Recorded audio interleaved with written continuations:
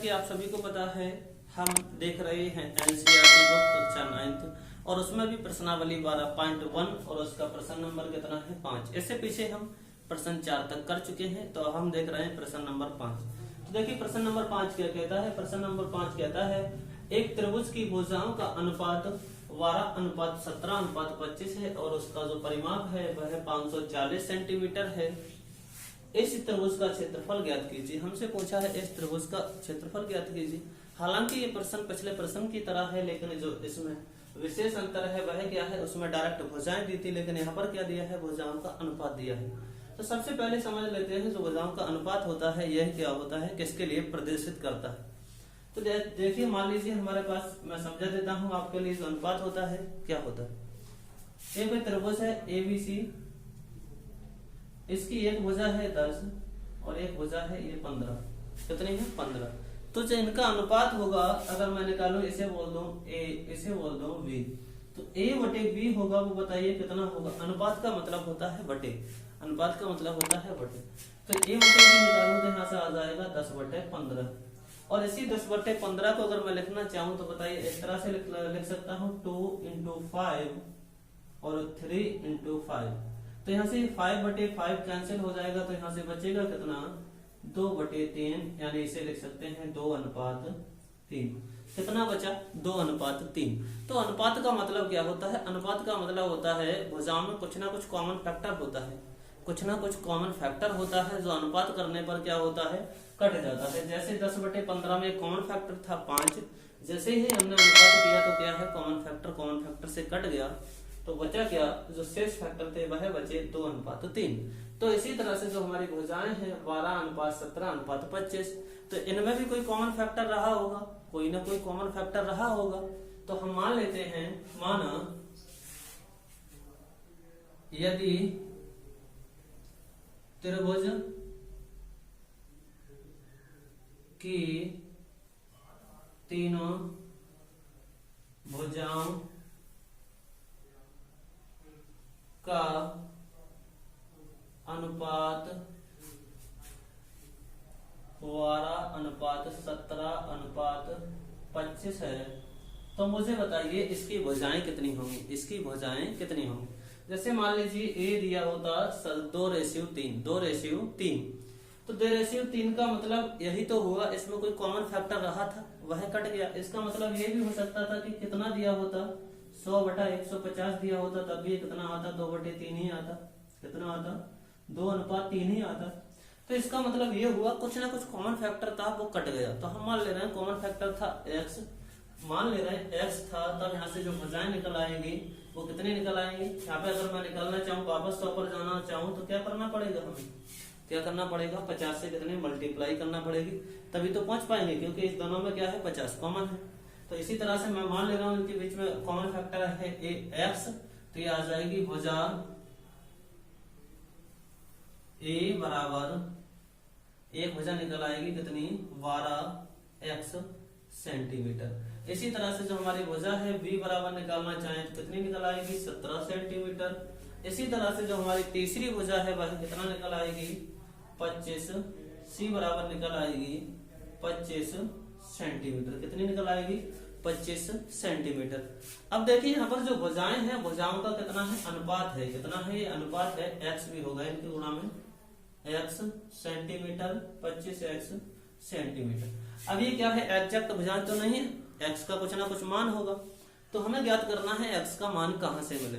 तो आगे हमें जानकारी दी है, इसका जो परिमाप है वह 540 मीटर है। कितना है, 540 मीटर। और आपको पता है परिमाप होता क्या है, परिमाप होता है A + B + C, और इसके बराबर कितना दिया है, 540 सेंटीमीटर। कितना दिया है, 540।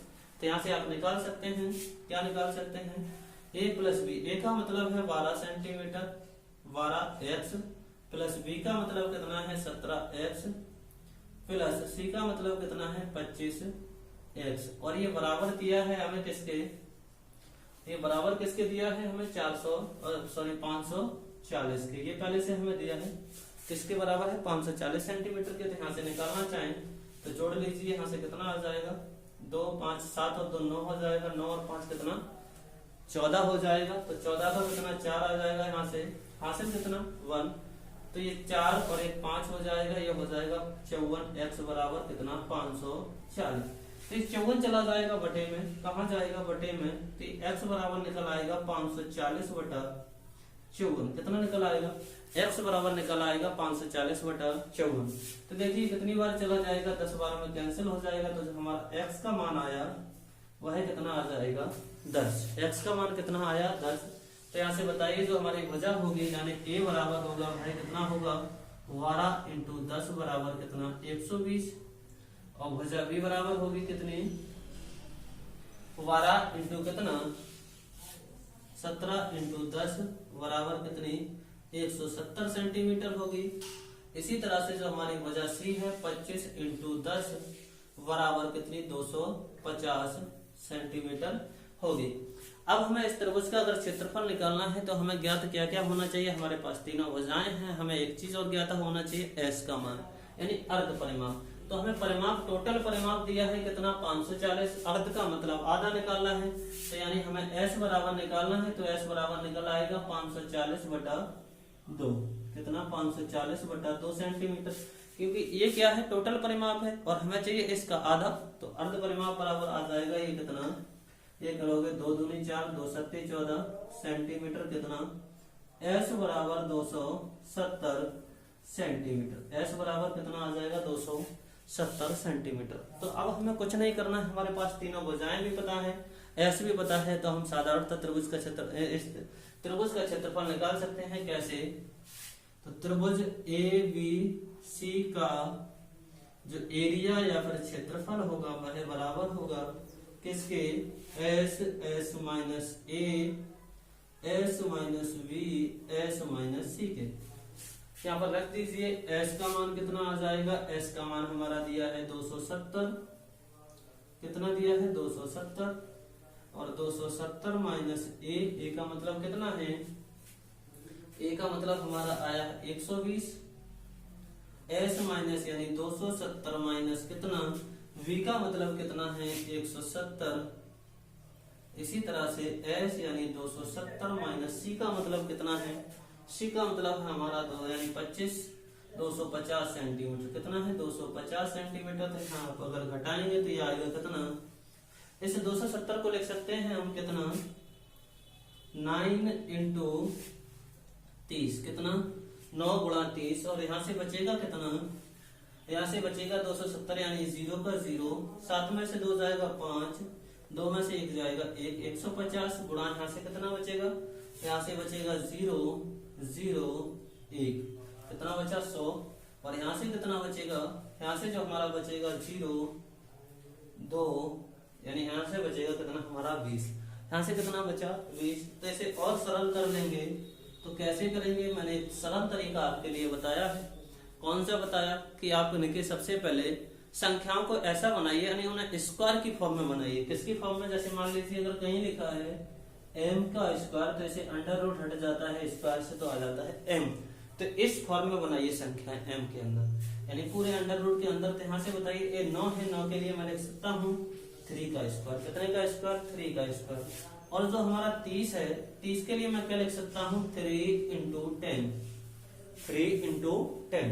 इसी तरह से जो हमारा 150 है इसे लिख सकते हैं 3 इंटू 5 इंटू 10। और जो हमारा 100 है इसे हम लिख सकते हैं 2 की पावर 10 की पावर कितनी 2 गुणा 20 है, इसे लिख सकते हैं 2 इंटू 10, 2 इंटू 10। तो यहाँ से देखिए सबसे पहले अगर हम मिलाएं तो हमारा एक तो ये बन जाएगा कितना 3 की पावर 2, 3 की पावर 1 तो ये 2 बन जाएगा, और यहाँ से 1 और 1 2 ये बन जाएगा यानी 3 की पावर 2 इंटू 10, 1 ये है 1 ये है तो 10 की पावर भी 2 बन जाएगा, और एक 10 की पावर 2 पहले से दिया है, 10 की पावर 2 पहले से दिया है। और यहाँ से बचा कितना 10 इंटू 2, कितना बचा 10 इंटू 2। तो इसे अगर लिखना चाहें तो इसे लिख सकते हैं 2 इंटू 5, 2 इंटू 5। तो यहाँ से देखिए 2 इंटू 2 यानी 2 का भी स्क्वायर बन जाएगा, यहाँ बचेगा कितना 5। तो यहाँ से देखिए आप आगे क्या हो जाएगा, इस 3 पर स्क्वायर है तो स्क्वायर से इसका अंडर रूट हट जाएगा तो ये आएगा 3। इस 3 पर स्क्वायर है तो इसके स्क्वायर से अंडर रूट हट जाएगा तो ये आएगा 3। इस 10 पर स्क्वायर है तो यहाँ से अंडर रूट हटेगा, ये कितना आएगा 10। इसी तरह से यहाँ पर भी स्क्वायर है तो अंडर रूट हटेगा, यहाँ पर कितना आएगा 10। और यहाँ पर कितना है, इस पर भी स्क्वायर है तो ये भी हट जाएगा, तो यहाँ से बचा कितना 2।